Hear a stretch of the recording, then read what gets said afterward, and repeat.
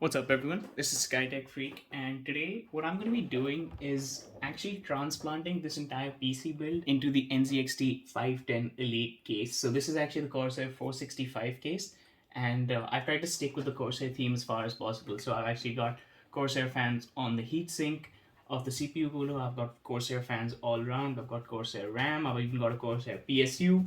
And I've basically been trying to keep the theme as Corsair related as possible, and of course the motherboard and the GPU are both MSI then. So this is the MSI Ventus OC 3X 3070. So this is an NVIDIA RTX 3070 card, and then the motherboard is an MSI Tomahawk Wi-Fi X570 for Ryzen CPUs, and the CPU that I have in there is actually the AMD Ryzen 5800X. So I've actually used this case a lot now, and I actually quite like the way it looks. But the problem with this case is that wiring doing the wire management at the back was becoming a real pain. I actually have a non-modular PSU, and on top of that, the fact that I have more than 6 fans in this case actually necessitates that I use a second controller. So one of these controllers, as you can see, I have these Corsair light strips as well. So I'm using a Lighting Node Pro, which actually has 2 channels. One of the channels I'm using to run the LED strips, and the other channel I'm using to run 2 of the fans. And then this case itself comes with something known as the Lighting Node Core, which actually allows 6 more fans to be run through that. So basically, I've actually got these lighting strips also connected to the Corsair Node Pro. So the Corsair Node Pro is actually running 2 fans, which are the ones connected to the heatsink, and then also these 4 LED strips, and then another lighting controller that was built into the case when it came was the lighting node core, which controls just 6 fan RGBs. And I don't really want to switch to another ecosystem because I do believe that Corsair has the best RGB fans and the best software to control it, the best effects like this RAM, but it's just being too problematic because this case can take a lot of fans, and I obviously want to populate the case with as many fans as possible. And because of that, I'm facing a lot of issues with the cable management. On top of that, of course, the fact that I don't have a modular PSU is adding to that. I don't think this has the best space for cable management, and the way this, like the back panel, etc., comes on, I'm not a huge fan. Even the top panel, there's nothing that holds the top panel in. You sort of have to line it up perfectly, the side panel is, it looks like it's square, but you can always get it wrong because it's not actually square. It's just a little bit rectangle-ish. So if you get it in the wrong dimensions just by eyeballing it, you have to again go ahead and do that, and then you have to place it on. There's nothing that holds it to allow you to assist you with sort of positioning the side panel. So like, while this case looks really good and I am really happy with the way this build looks, I think there are just too many, there are several problems with it. And on top of that, I just want to see something new.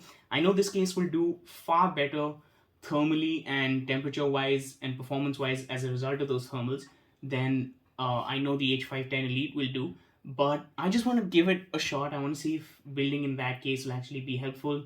When I'm tearing this down, I'll actually show you guys sort of the amount of, wire mess that I have going on at the back, how bad my own cable management is, but also on top of that, how exhausting it is to actually try to work around with these many RGB components going around. So to help me with this new build, so we know that I have basically all LL fans here, and since this case actually has sort of a controller, an RGB controller built into it, which allows 6 fans. I'm actually going to leave 6 fans in, so the 3 front fans, the 2 top fans, and the rear exhaust. I might take out the rear exhaust for now, but I have another rear exhaust coming in, which will actually allow this case to have its full 6 fans. And I might be selling this case because it is expensive. If I choose to do that, I'll have the OLX link, I guess, in the YouTube description. Basically, what I'm going to do is I'm going to take the motherboard and the graphics card and the SSDs, etc., and only the Node Core Pro, which allows 1 fan channel, which can have 6 fans on it, and 4 RGB strips on the second channel. So that is the stuff I'll be moving to the NZXT Elite. So like I was saying, so since this case only has LL 120s and I'm leaving these 6 120s in, I might, like I said, take out the rear exhaust. I will be taking obviously the 2 attached to the heatsink, but given that I need a case that can only sort of house 6 fans at most, so that's why I've chosen the NZXT Elite, among other reasons, like the fact that it looks really good. I actually wanted a white PC case, and they stopped making this in India. They stopped making the 465X in white, which I thought was a huge bummer because I think I might have jumped on that actually.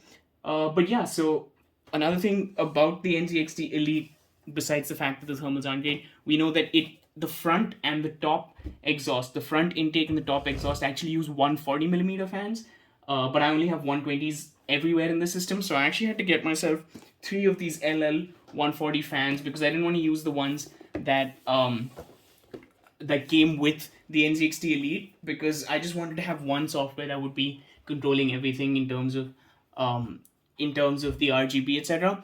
And so I decided that I'm going to go Corsair. So I actually had to put in some work. I actually have to take out the 2 included AER2 RGB fans in the NZXT Elite, take out the Smart Device 2, which is the RGB controller in that, and also get rid of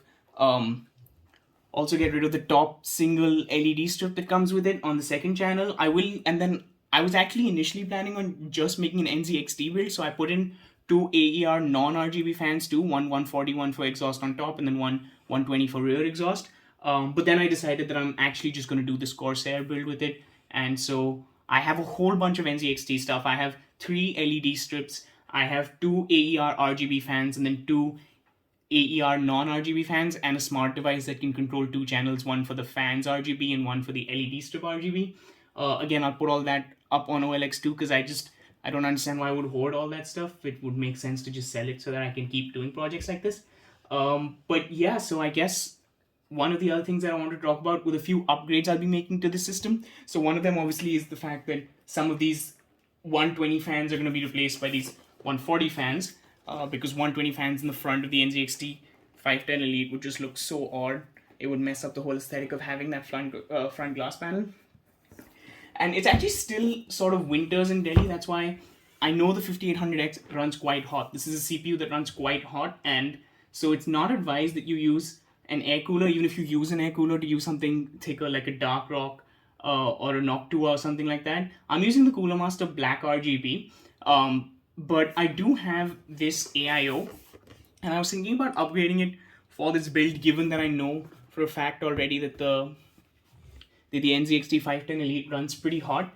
But I thought, given that it's still sort of winter here in Delhi, then the temperatures are still manageable. I wanted to see what the change in temperature might be. So for now, I'm going to leave this CPU heatsink on.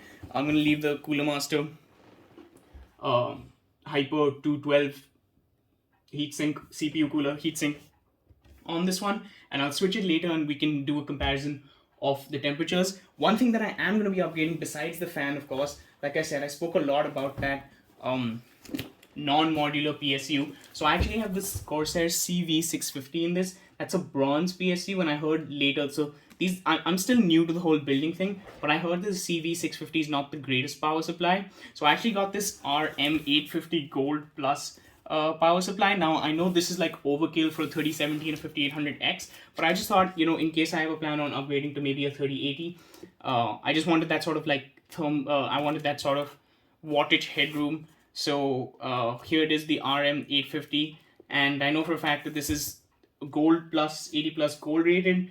I know this isn't the absolute top of the line that Corsair has. There's an RM850X, which uses Japanese capacitors and a different fan. This is slightly lower quality, but I still think this is one of the best PSUs on the market, at least from what I read online. And since I was trying to go along with that Corsair theme, I decided to use this PSU. So I'm just going to quickly open up the PSU, and before I start switching up the build, and we can start going from there. So let me just take a look at what all we get inside. It says ultra low noise. This is one of those ones that has that smart intelligent turn off or quick wake feature, but I think that only works on Intel CPUs, so it's pretty useless for my AMD build. But yeah, let's quickly get into this box, and there we go. I can see the power supply nicely. That's a pretty big power supply, I think, compared to, no, actually it might not be very different in size compared to the CV650.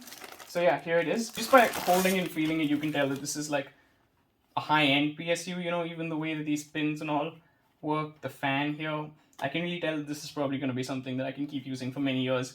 It also has a 10-year warranty, so even if, God forbid something does happen to your PSU, which is the last thing you ever want, as long as, at least you have that warranty where you can get an alternative. So here's the power cord. You get a bunch of other ones. This is PCIe for your graphics card. Here's the CPU one. I think we probably get 2 CPU ones. There you go, 2 CPU ones for stronger boards. Even the MSI Tomahawk can actually take 2 CPU pins. I only use one because I'm not actually doing any overclocking. Here's a SATA one with 4 SATA ports. Then there's another one with another 4 SATA ports. Then there'll be one with another 4 SATA ports. Wow, this is, man, I didn't expect this one to have this much connectivity. This is Molex, so you can just get rid of that. Like, I hope you aren't still using Molex in your PC builds. This is the other PCIe one and another PCIe one, so you can connect those graphics cards that have actually 3 pins. I think Asus has a lot of those overclocked, you know, and I think even the 3090 actually requires 3 of those pins, and this is of course the 24-pin motherboard connector. So yeah, I'm just going to now show you guys the back of this case, and I'm going to start dismantling it. But before that, you guys should probably see the NZXT 510 Elite that I have loaded up, and give me a second, I'm just going to pan to it. So as you can see, behind the Rottweiler, there's actually the H510 Elite, and what I'm actually going to need to do to the H510 Elite before I start building and putting my components in it is actually the fact that the H510 Elite that I have right now, sorry Misty, I think Misty might want to help us with that build if we can give her enough treats for it. But as you can see, like I said, in the H510 Elite, I already have some fans. I have the AER non-RGB top and rear exhaust, and then on the front here, there's obviously the 2 ones that come with it, which is the 2 RGB AER2 fans, and at the back there's a smart device here which allows you to control RGB, and on the top there's an LED strip that's pre-built into this case. I'm gonna have to dismantle all that because I'm gonna be putting Corsair RGB strips. I'm going to be putting Corsair front fans. I'm going to be putting Corsair fans basically everywhere. So I'm actually going to have to get rid of all these NZXT components before I can start moving my PC in here. So let me quickly just do that, and then we'll move on to the next steps. Misty, you want to help me with this? Dismantling?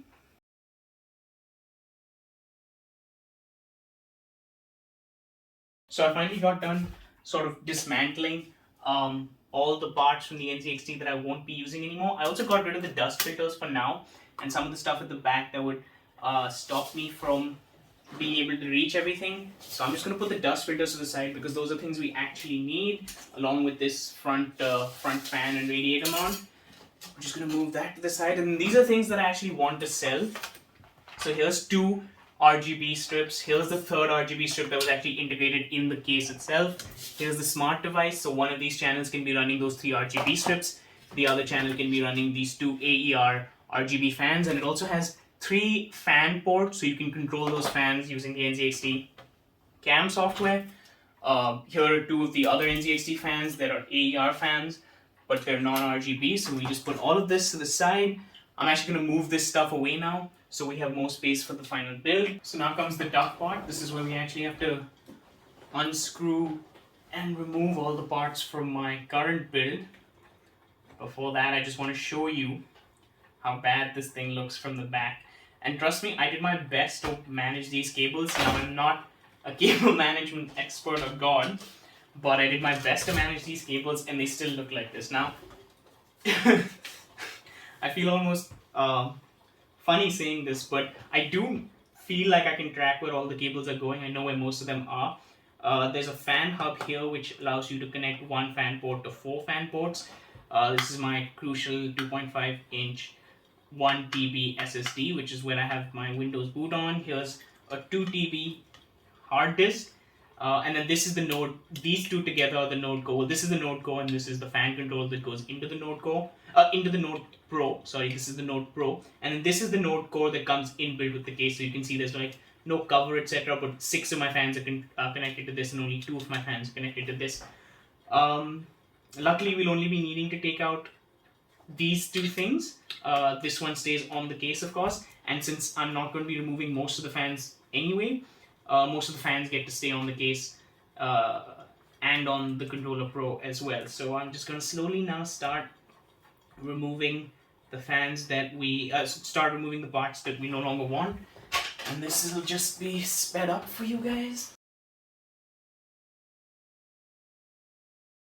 So I just managed to go ahead and finally pluck everything out of out of the PSU, which honestly, man, it would have been so much easier if I had just been able to plug things out from the back of a PSU, like I will be able to here. So yeah, I was right. This is actually a much longer and bigger power supply. But again, the advantage of being able to get your wires managed easily is just phenomenal compared to this that I had. So I'm going to put this away now and continue dismantling things in the build.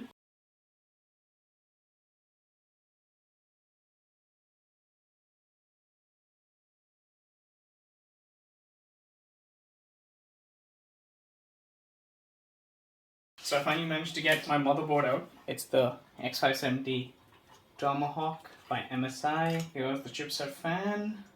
I have one M.2 NVMe, which is a WD Blue running in here. I just installed my games on that. My Windows system is actually on that crucial 1 TB hard disk that I showed you guys earlier.